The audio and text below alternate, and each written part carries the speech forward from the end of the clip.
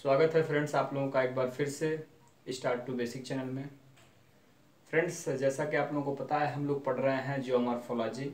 Geomorphology के अंतर्गत स्थल मंडल, और उसी स्थल मंडल के क्रम में हमने जो है पहले और दूसरे लेक्चर को कंप्लीट कर लिया है। आज का जो लेक्चर है ये लेक्चर 3 है और इसमें हम पढ़ रहे हैं क्लासिफिकेशन ऑफ द रॉक्स। अब इस क्लासिफिकेशन ऑफ द रॉक्स के अंतर्गत जो है हमने रॉक्स किसे कहते हैं इसके बारे में पढ़ लिया है। और रॉक्स के जो 3 टाइप्स हैं, आग्नेय, अवसादी और रूपांतरित, इसमें हमने आग्नेय चट्टान को सेकंड लेक्चर में कंप्लीट कर लिया है। अगर उसको नहीं देखे हैं तो आप पहले उस वीडियो को देख लें, जिससे इस वीडियो को देखने में और ज़्यादा आपको ज्ञान प्राप्त और या लाभ प्राप्त होगा। तो आज जो हम कवर करने वाले हैं अवसादी चट्टान के बारे में, और इसके प्रकार और इसके विशेषता और इससे क्या लाभ है उसके बारे में इस जो है लेक्चर में हम कंप्लीट करेंगे। तो आइए स्टार्ट करते हैं। अवसादी जो है, अवसादी को इंग्लिश में क्या कहते हैं? सेडिमेंट्री रॉक्स कहते हैं। अब अवसादी जो शब्द है, अवसादी का मतलब क्या होता है? अवसाद मतलब वह चट्टानें जो किसी दूसरे चट्टान से अपर्दन के द्वारा क्या होती हैं? टूटती और फूटती हैं, और टूटने फूटने से जो अवसाद मिलता है, जो तलछट मिलता है, उसे हम क्या कहते हैं? अवसादी चट्टान कहते हैं। पहले लेक्चर में हमने कंप्लीट किया था आग्नेय जो है रॉक्स के बारे में, आग्नेय जो है चट्टान के बारे में। आग्नेय चट्टान क्या है? तो ये 95% भूपृष्ठ को कवर किए हुए हैं। जैसे ये भूपृष्ठ है तो इसके 95% भाग को कौन कवर किया है? आग्नेय शैल किया हुआ है, आग्नेय चट्टान किया हुआ है। अवसादी चट्टान जो आज हम कवर कर रहे हैं, अवसादी चट्टान मात्र 5% जो है भूपृष्ठ के भाग पर ही विद्यमान है, लेकिन ये जो कवर करता है कितना? 75%। कितना? 75% जो भूप्रपटी है उस पर जिस शैल का विस्तार है, जिस चट्टान का विस्तार है, वो कौन सी चट्टान है? अवसादी चट्टान है। जैसे भारत का जो क्षेत्रफल है 32,87,263 वर्ग किलोमीटर है, ठीक है, वर्ग किलोमीटर है। मतलब कहीं न कहीं लगभग 24 लाख वर्ग किलोमीटर पर जो है किस तरह की चट्टानें हैं? तो अवसादी चट्टानें हैं। ठीक हो गया। अब अवसादी चट्टानें कैसे बनती हैं और कितने प्रतिशत भाग पर फैली हुई, ये क्लियर हो गया।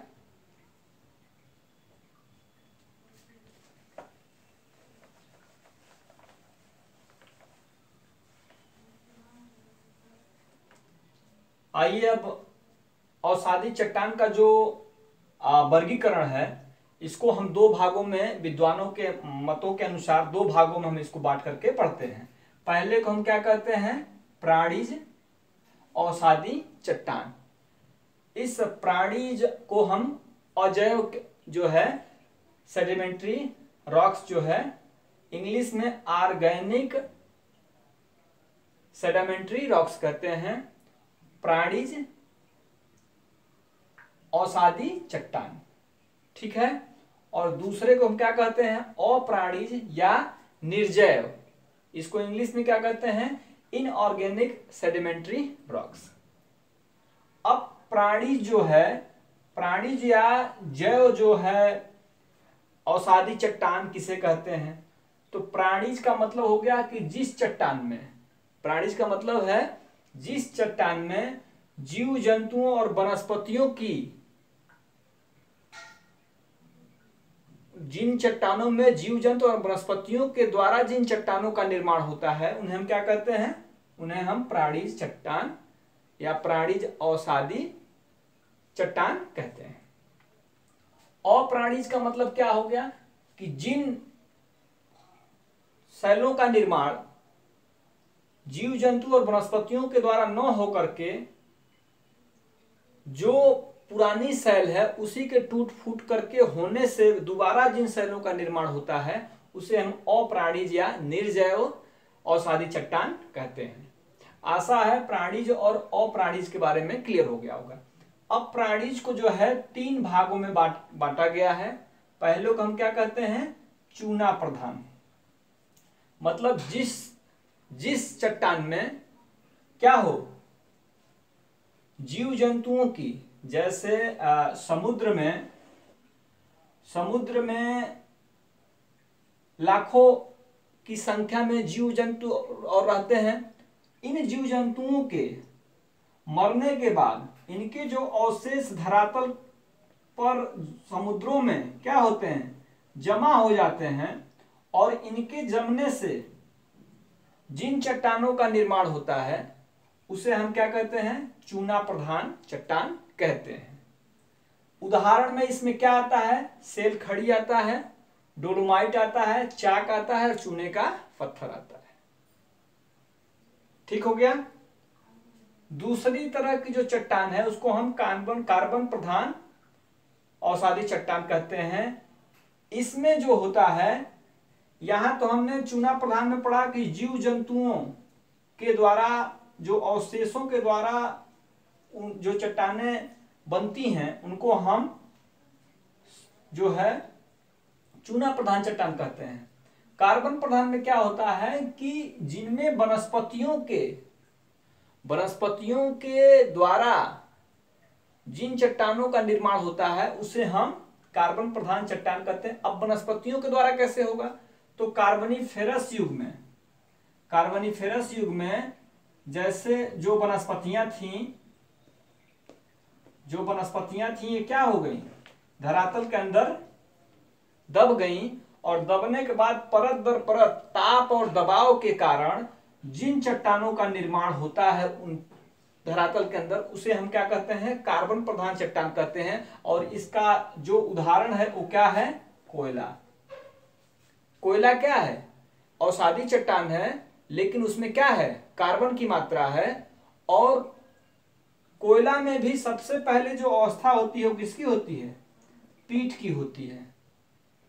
और जो पीठ में कितना पाया जाता है, 45% कार्बन पाया जाता है। और बिटुमिनस जो कोयला होता है, बिटुमिनस जो होता है उसमें 75% जो है,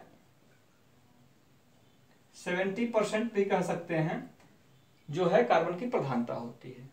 तो कार्बन प्रधान अवसादी चट्टानों में क्या होता है, वनस्पति के द्वारा जिन चट्टानों का निर्माण धरातल के अंदर ताप और दबाव के कारण होता है उसे हम कार्बन प्रधान चट्टान कहते हैं। तीसरा इसके जो प्राणीज के अंतर्गत जो आता है उसको हम कहते हैं रासायनिक अवसादी चट्टान। अब रासायनिक में क्या होता है कि किसी क्षेत्र में क्या है, वाष्पोत्सर्जन के कारण, ताप के कारण जो वाष्पोत्सर्जन होता है, और वाष्पोत्सर्जन के बाद से जो धरातल पर वाष्प बन करके जो पानी निकल जाता है और उसके बाद से जो अवशेष बचता है वो एक तरह का क्या होता है, चट्टान का रूप ले लेता है। और इस तरह की चट्टानों को हम क्या कहते हैं, रासायनिक चट्टान कहते हैं, रासायनिक अवसादी चट्टान कहते हैं, जिसका अंतर्गत जो आता है सेंधा नमक, जिप्सम और सोरा, इस तरह के चट्टानों के उदाहरण हैं। तो अभी तो हमने जो क्लियर किया, अवसादी चट्टान के जो 2 भाग हैं, प्राणीज और अप्राणीज, जिसको जैव और निर्जैव कहते हैं। इस जैव के अंतर्गत चूना प्रधान, कार्बन प्रधान, रासायनिक प्रधान, और दूसरा जो पार्ट है अप्राणीज जिसको निर्जैव कहते हैं, इसके 2 भाग हैं, बालू प्रधान अवसादी चट्टान और दूसरा है चीका प्रधान अवसादी चट्टान। बालू प्रधान अवसादी चट्टान का मतलब जिस चट्टान में बालू की मात्रा ज्यादा पाई गई हो, बालू के कण ज्यादा पाए गए हों, उसे हम बालू प्रधान कहते हैं। इसका उदाहरण क्या है, बलुआ पत्थर। और दूसरा जो चीका प्रधान है, जिसमें सेल और चूना पत्थर का मात्रा जिसमें ज्यादा पाया जाता है, उसे हम चीका प्रधान अवसादी चट्टान कहते हैं। तो अभी हमने जो क्लियर किया अवसादी चट्टान जो ये जो भी उनके वर्णन थे, यह जो है संरचना के आधार पे थे। अब उत्पत्ति के आधार पर जो है 5 तरह से अवसादी चट्टानों को बांटा गया है। इसमें पहला क्या है, समुद्री जो है अवसादी चट्टान जो है, यानी समुद्र के द्वारा, समुद्री उत्पत्ति के द्वारा जो अवसादी चट्टान है, इसमें होता क्या है कि ये जगह थोड़ा सा खाली कर लेते हैं।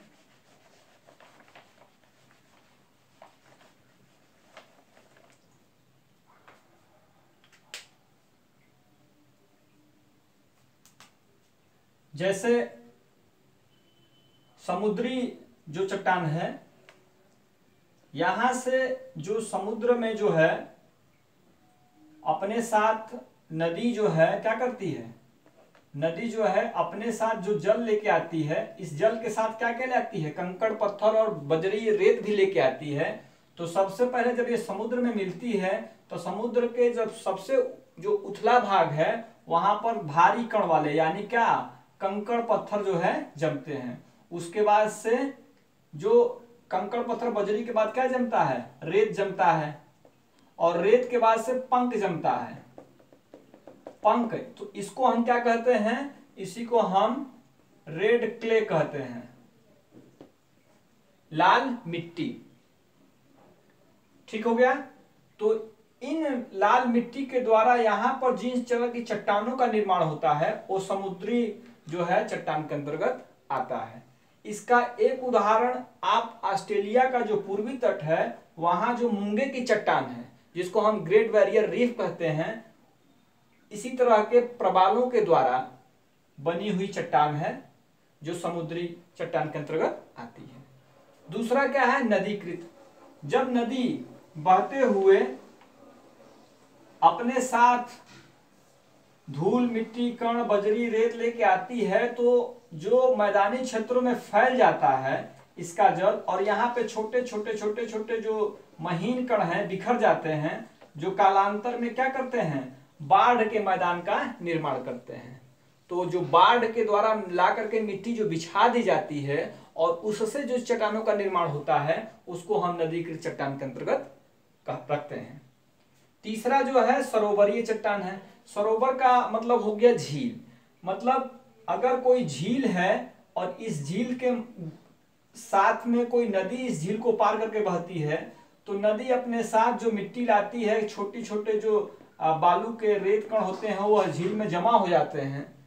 और दूसरा माध्यम जो है हवा के माध्यम से क्या होता है, इसके हवाओं के माध्यम से भी जो है मिट्टी ला करके झीलों में उड़ेल दी जाती है, और जो वह नीचे जाकर बैठता है तो इसका जो तली है उसमें क्या होता है, उथलापन आ जाता है, और धीरे धीरे तली उथली होने से जिन चट्टानों का निर्माण होता है उसको हम सरोवरीय चट्टान कहते हैं। चौथा जो इसका प्रकार है वो वायुड है। मतलब वायु के द्वारा मिट्टी क्या होती है, एक स्थान से उड़ा करके दूसरे स्थान तक पर ले करके फैला दी जाती है। जब वायु का वेग में कमी आता है तो वायु अपने साथ जो भी लेकर के धूल कण को अपने साथ लेकर के उसको चलती है, और उसके गति जैसे ही उसके वेग में आती है कमी तो क्या करती है, वहीं पे वो अपना डाल देती है बालू कण को, जो भी मिट्टी के कण या रेत हैं। तो जिससे उस डालने से जिन चट्टानों का निर्माण होता है, मतलब एक तरह से वह क्षेत्र क्या होता है, उस महीन कणों से क्या होता है, भर जाता है, और ताप और दबाव से उसमें एक चट्टान का निर्माण हो जाता है। उसे हम क्या कहते हैं, वायुड चट्टान कहते हैं। उदाहरण स्वरूप चीन में लोयस का मैदान। पांचवा और अंतिम जो है हिम नदी है। मतलब हिम नदी भी क्या करती है, अपने साथ अपर्दन और अपक्षय का जो क्रिया करती है तो अपने साथ जो हिमोड लाती है उसमें गुलास मृत्तिका होता है, मिट्टी के गोले गोले जो है कण जो है आ करके, और इनके साथ जो है दूसरे कण भी जो लिपट जाते हैं तो एक गुलास मृत्तिका का निर्माण होता है, और इस तरह की जो चट्टानों का निर्माण होता है उसको हम हिमनदीय चट्टान के अंतर्गत रखते हैं। तो आज हमने जो है अवसादी चट्टान के अंतर्गत उसके भाग और संरचना और उत्पत्ति के आधार पर सारी चीजों को बारी बारी से क्लियर किया। आशा है आप लोगों को सारी चीजें क्लियर हो गई हो। आइए देखते हैं अवसादी चट्टान की विशेषता क्या है।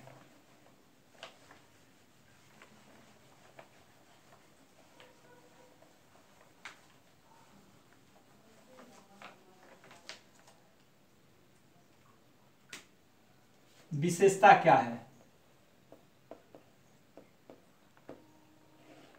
अब विशेषता नंबर 1 क्या होगा। पहला नंबर, अवसादी चट्टानें जब दूसरी चट्टानों से टूट फूट करके बनती हैं तो ये क्या होंगी, नरम होंगी। चट्टानें कैसी होंगी, नरम होंगी। दूसरा विशेषता क्या होगा, ये चट्टानों में क्या होगा, परत होगा, यानी ये चट्टानें क्या होगी, परतदार होंगी।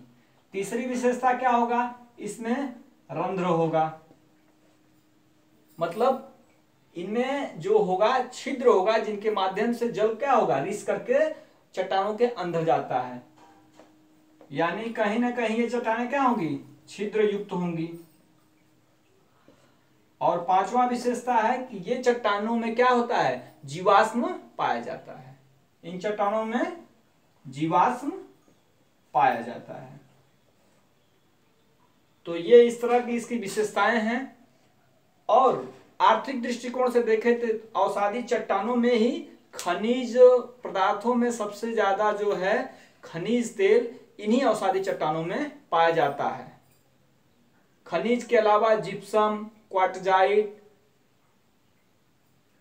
अभ्रक, इन तरह की जो है खनिज तत्वों की भी प्रधानता इन चट्टानों में मिलती है। तो फ्रेंड्स, आज का वीडियो यही जो है ये लेक्चर समाप्त होता है। अगले वीडियो में हम रूपांतरित या कायांतरित सेल के बारे में वर्णन करेंगे। आशा है वीडियो आप लोगों को पसंद आया होगा। अगर वीडियो पसंद आता है तो चैनल को सब्सक्राइब, लाइक और जरूरतमंदों को वीडियो शेयर करना ना भूलें। मिलते हैं अगले वीडियो में, तब तक के लिए नमस्कार, धन्यवाद।